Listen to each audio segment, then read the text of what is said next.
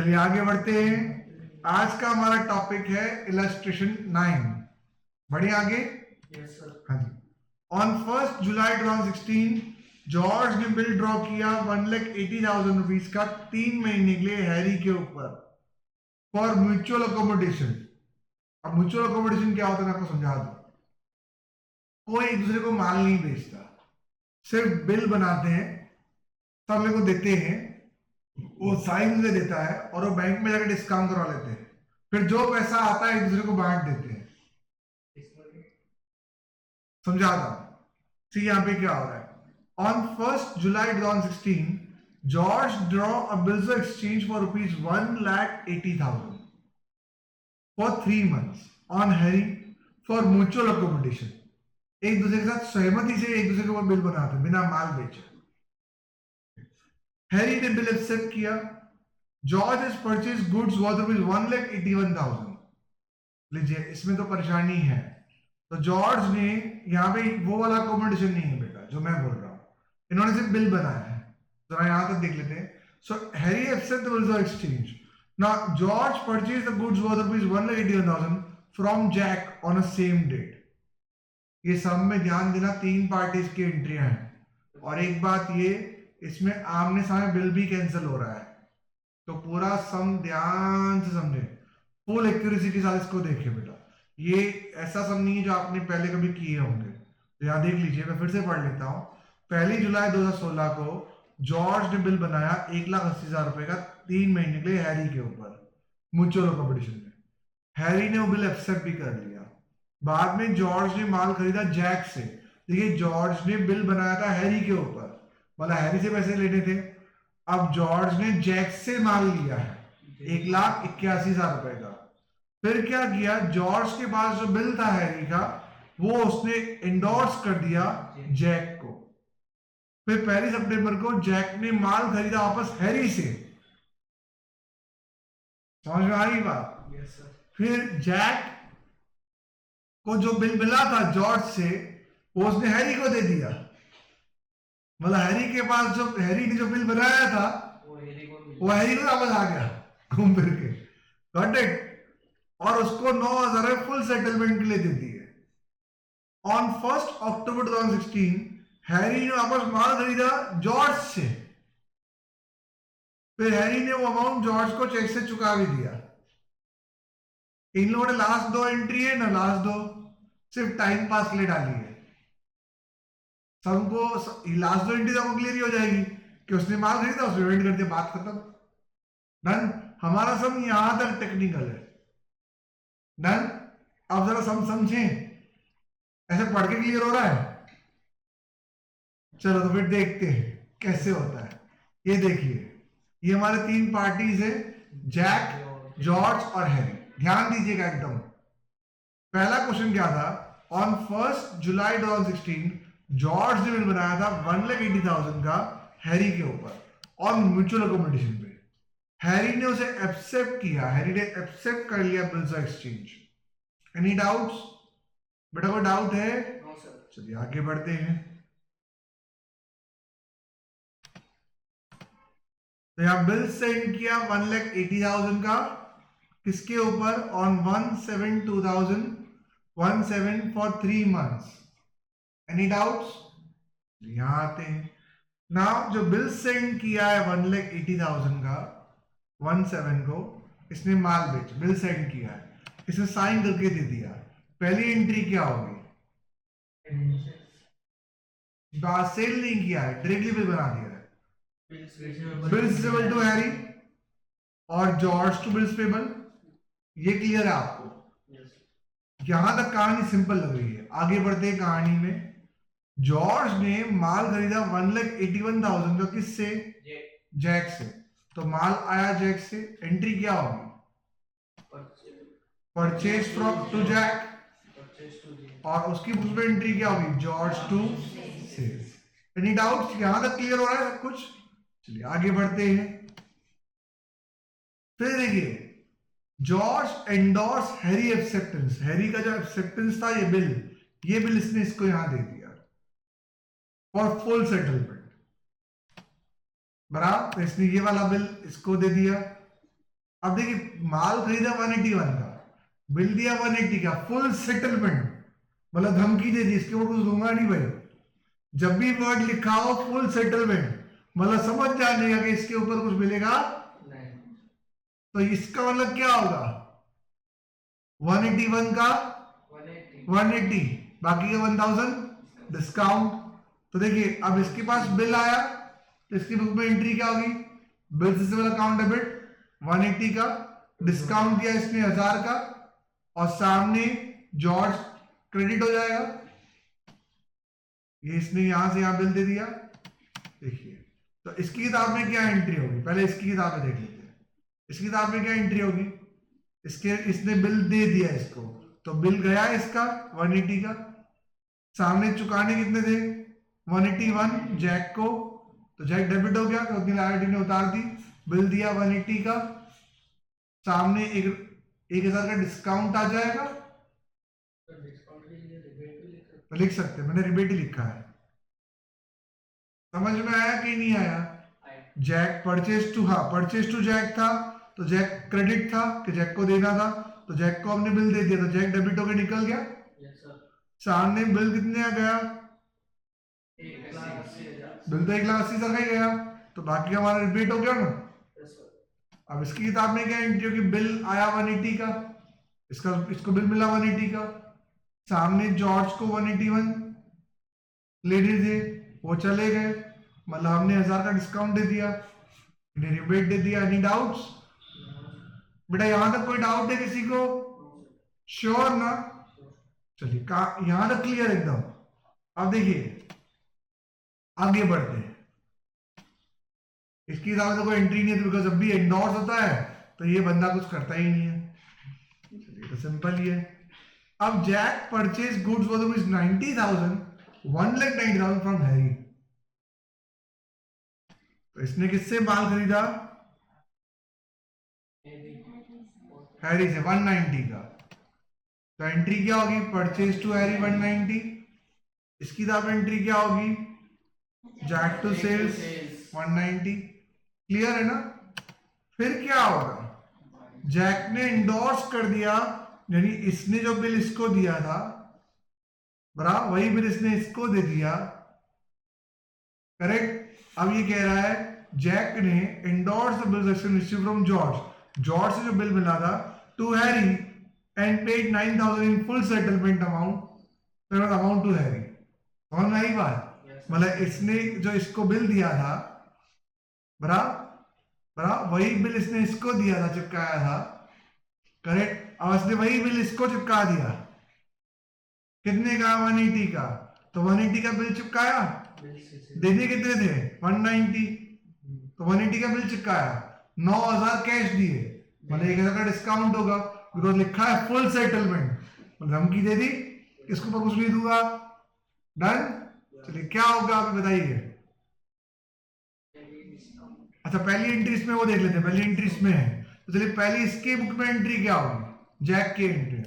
तो जैक का तो बिल गया, तो बिल रिसीवेबल क्रेडिट हो जाएगा 1,80,000 रुपए का, कैश दिया इसने 9,000 रुपए, तो कैश भी जाएगा 9,000 रुपए का, और इसको डिस्काउंट मिला 1,000 रुपए का। तो देखिए आ गया, उसने बिल दिया 180 का है बेटा, सो प्लीज अंडरस्टैंड 180 का बिल गया, सामने कैश 9,000 रुपए का, सामने डिस्काउंट 1,000 रुपए का, बिकॉज इसने 190 चुकाने थे हैरी को, बिकॉज परचेज टू हैरी किया था, तो हैरी क्रेडिट था 190 का, अब 190 डेबिट कर दिया, हमने उसको चुका दिया, सामने 180 का बिल दिया, 9,000 कैश दिए, और 1 रुपया डिस्काउंट जबरदस्ती ले लिया। Any doubts? No doubts. चलिए नेक्स्ट आ जाए। अब इसकी किताब में क्या एंट्री होगी, देखिए कैश मिला, देखो बिल से मिला 180 का, बड़ा कैश मिला, जो जो उसने दिया वो उसने लिया, तो इसको बिल मिला। देखिए यहां पे क्या क्या दिया उसने, बिल दिया, कैश दिया, डिस्काउंट दिया, तो क्या होगा, बिल मिला, कैश मिला, यहां कैश आएगा, अगर वहां कैश लिखा हो, यहां कैश लिखा है तो यहां भी कैश ही आएगा, ओके, तो यहां भी कैश ही आएगा। तो बिल मिला, कैश मिला, डिस्काउंट जबरदस्ती जो ले लिया, वो हमने दे दिया, और सामने जैक से लेने थे तो क्रेडिट होके निकल गए। एनी डाउट्स यहां तक? अब तुम लोगों को क्या लगता है, इसने जो बिल दिया था वही बिल इसने इसको चिपकाया था, वही बिल इसको मिल गया, तब इसको किसी को पैसा चुकाने हैं, तो अब इसकी किताब में बिल्स पेबल भी खड़ा है और बिल्स रिसीवेबल भी, बिकॉज ये बिल इसकी किताब में कैसे खड़ा होगा, बिल्स पेबल, और वही बिल इसका पास वापस आ गया वो इसकी किताब में कैसे खड़ा होगा, बिल्स रिसीवेबल। अपना ही बिल पेबल दिखा रहा है, अपना ही बिल रिसीवेबल दिखा रहा है, तो आन हाने कैंसिल कर दे, तो बिल्स रिसीवेबल डेबिट पड़ा हुआ था उसे क्रेडिट कर दिया, और बिल रिसीवेबल क्रेडिट खड़ा था उसे क्रेडिट करके निकाल दिया, तो आमने सामने वो बिल कैंसिल कर दिया। Any doubts? सिर्फ यही एंट्री में लोग अटकते हैं, तो ये आप ध्यान में रखिएगा। बात समझ में आई? अब क्या होगा, नहीं अब वापस कहानी में ट्विस्ट है, 2 लाइन एक्स्ट्रा जोड़ दिए सम को और कॉम्प्लेक्स बनाने के लिए। उन्होंने कहा ठीक है, इसकी बुक में तो कोई एंट्री होगी नहीं, वो तो आप ही जान रहे हो। ये अब ऑन 1 अक्टूबर हैरी ने गुड्स खरीदा वापस जॉर्ज से, तो एंट्री क्या होगी, purchase to George, Harry to sales, तो इसकी बुक में एंट्री होगी Harry to sales, purchase to George, फिर उसने पेमेंट कर दिया, तो एंट्री क्या होगी, George to bank, cash to Harry, bank to Harry, George to bank. वो 4 एंट्री तो कॉमन ही थी, उसके तो मार्क्स ले ही लेने के लास्ट में, डन ना। कहानी में क्या था, खाली टेक्निकल पॉइंट, ये इसको बिल दिया, वही बिल इसको पहुंचा, वही बिल इसको वापस आ गया। अब ये चीज सम पढ़ने पर क्लियर हो जाती क्या, नहीं ना, क्लियर हो रहा है, इसे एबीडी की जरूरत पड़ती है बेटा, समझो बात को। नेक्स्ट चलिए, तो हाँ जी, उसमें लास्ट वाली एंट्री में जो अकाउंट में बैंक था ना, हाँ उसमें 20,000 ही है, हाँ 20,000 आएगा, क्यों 2 लाख का माल खरीदा बेटा, तो 1 लाख तो हो गया ना, 1,80,000 तो एडजस्ट हो गया ना सर। बेटा 1,80,000 तो आमने सामने ही एडजस्ट हो गया, उसका कोई 20,000 पेंडिंग नहीं था, सर इसको बताया 20,000 ही 20,000 रुपए है, हाँ हाँ तो 1 लाख, हाँ हाँ हाँ सॉरी सॉरी, 1 मिनट रुक जा, क्यों, अच्छा 1,80,000 इसको देने थे हाँ ड्यू डेट को, वो एक- तो वो कैंसिल हो गए बराबर, तो अपने को 20,000 रुपए की एंट्री आएगी, Yes. That's true, sorry sorry sorry, अपनी भूल से, तो दोनों की बुक्स में एंट्री उतनी ही होगी, करेक्ट ना? Yes sir. ओके, तो यहाँ पे ये भी 20,000 रुपए आएगा ना, 110 को, हाँ इसको मैं ट्रिम कर लूंगा। चलिए आपको अब देखिए फिर से पूरा सम देख लेते हैं, हाँ उसमें क्या रिवाइज करने में क्या इश्यू है, हाँ यस सर। क्योंकि इसमें आपको 20,000 रुपए की अमाउंट तुरंत क्लियर नहीं होगी। हाँ तो वापस आ जाते हैं एक बार रिवाइज करते हुए, सो बहुत फटाफट में रिवाइज करा रहा हूं। देखिए सबसे पहले 3 बंदे थे, जॉर्ज ने 3 महीने का बिल बनाया था 1,80,000 का हैरी के ऊपर, हैरी ने सबसे भी कर लिया था, तो पहली एंट्री क्या आएगी, बिल्स रिसीवेबल टू हैरी और George to bills payable. Any doubts? चलिए आगे बढ़ते हैं। जॉर्ज ने माल खरीदा 181 का जैक से, तो एंट्री क्या होगी, इसकी किताब में एंट्री क्या होगी, George to sales, purchase to Jack, तो purchase to Jack, George to sales. आगे बढ़ेंगे, जॉर्ज ने वही बिल जो इसके पास से मिला था इसको चिपका दिया, तो एंट्री क्या होगी, इसका तो बिल गया, तो बिल क्रेडिट, सामने जैक डेबिट, बिकॉज जैक से लेने जैक को चुकाने थे, तो जैक डेबिट, बिल क्रेडिट, बीच में डिस्काउंट सेट करेंगे जबरदस्ती वाला, ठीक है ना। तो इसने इसको बिल दिया, अब इसको चुकाने थे 181 जैक को, इसने बिल दे दिया 180 का, बोल दिया फुल सेटलमेंट, बराबर, तो अपने आप डिस्काउंट सेट हो गया, डन। फिर इसकी किताब में क्या एंट्री होगी कि बिल मिला मुझे 180 का, मेरे को 181 लेने थे, चलो जबरदस्ती का डिस्काउंट सेट हो गया, डन। Any doubts? चलिए बैंक डिस्काउंट विजिबल। उसके बाद क्या हुआ, इसकी ये तो आप जानते हैं, ओके, जैक ने परचेज किया 190 का माल, तो जैक परचेज गुड्स ऑफ 190 किससे? हैरी से, सही है ना? हाँ तो हैरी से अगर माल खरीदा एंट्री क्या होगी?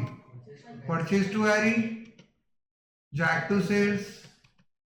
फिर जॉर्ज ने इंडोर्स कर, इसने जो इसको बिल चिपकाया था वही बिल इसने इसको चिपकाया, अब ये इसको चिपकाएगा। अब 190 का माल लिया, बिल 180 का ही दे रहा है और 9,000 रुपए कैश दे रहा है, तो एंट्री क्या आएगी? इसमें हैरी को देने थे 190, बराबर बिल दे दिया 180 का, या 180 आएगा। बिल दे दिया 180 का, कैश दिया 9,000 रुपए और बाकी का डिस्काउंट जबरदस्ती का। समझ में आ रही बात? 190 दे रहे थे, 180 का बिल दे दिया, 9,000 कैश दे दिए और डिस्काउंट 1,000। Any doubts? चलिए आगे बढ़े, आगे बढ़ते हैं। अब यहां पे क्या आएगा बताइए? इस किताब में जो उसने दिया इसने ले लिया, इसको बिल मिला 180 का, इसने बैंक का कितना आ गया? 9,000 डिस्काउंट दिया और डिस्काउंट दिया 1,000। 1,000 रुपए का, करेक्ट। और जो जैक से लेने थे वो मिल गए, कोई परेशानी यहां तक? फिर क्या हुआ? इसके पास अपना ही बिल आ गया, समझो ड्यू डेट हो गई।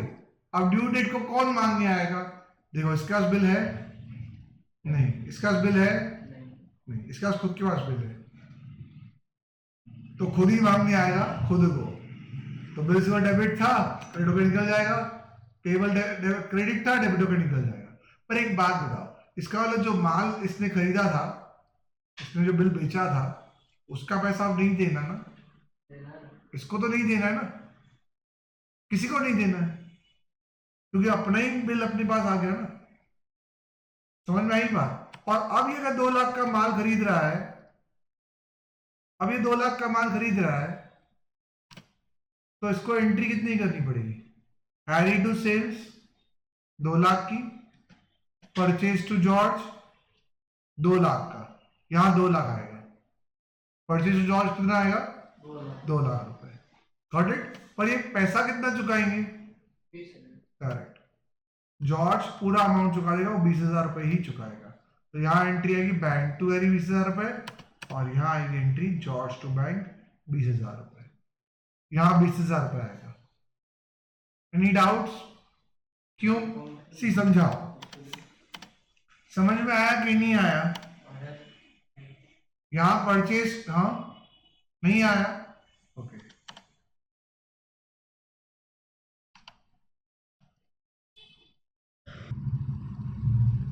इस पॉइंट को डिटेल में समझो, ये पॉइंट क्या है। सी, इसने बिल भेजा, इसने रिटर्न आया, तो आपका 180 देने के बन रहे थे। आपने माल खरीदा, आपको 181 देने के बन रहे थे, आपने 181 का बिल इसको दे दिया, तो इसका सेटलमेंट, इसने इसका बिल दिया था, इसने इसका बिल दिया था। अब अगर मान लो कि यहां तक ही ट्रांजैक्शन होता, तो ये इससे मांगने जाता और ये दे देता, तो इसको कुछ करना नहीं पड़ता। समझ में आ रही बात कि नहीं आ रही है? आ रही है। अब ये इसने माल खरीदा, तो इसने सामने वही बिल दे दिया, समझ में आ रही बात? तो वो आमने सामने कैंसिल हो गया, जो हमारे पास 180 का बिल था वो कैंसिल हो गया। कैंसिल होने के बाद इसने माल खरीदा 2 लाख रुपए का, 2 लाख का माल खरीदा, एंट्री क्या होगी? Harry to sales, purchase to George. यहां तक ठीक? कोई डाउट है यहां पे? अच्छा, अब मुझे एक बात बताओ, जब ये पेमेंट करेगा, उसको ऑलरेडी जो पैसे 180 जो इसको देने थे वो अब देने हैं, क्योंकि उसके पास अपने ही बिल अपने पास पड़ा हुआ है। समझ में आई बात? और ड्यू डेट जो पेमेंट करना था वो पेमेंट अब नहीं करना है, गॉट इट। तो ये माल का उसके सामने एडजस्ट नहीं हो जाएगा 180 का, क्योंकि अब जो बिल इसके पास पड़ा था वही इसके पास वापस आ चुका है, जो एज अ बिल्स रिसीवेबल, उसको लेने हैं पैसे, गॉट इट। तो यहां पे क्या होगा? वो 180 एडजस्ट हो जाएगा, एनी डाउट्स? Any doubts? तो यहाँ पे क्या होगा, उसको सिर्फ 20,000 रुपीज ही मिलेंगे बैंक से, और उसको भी चुकाने पड़ेंगे बैंक से 20,000। डन? क्योंकि उसको अपना ही बिल वापस मिल चुका है, तो जो जब वो बिल पेबल की तरह खड़ा था, वो बिल रिसीवेबल की तरह खड़ा है। समझ में आई बात? क्लियर हुआ? थोड़ा डाउट लग रहा है, क्यों?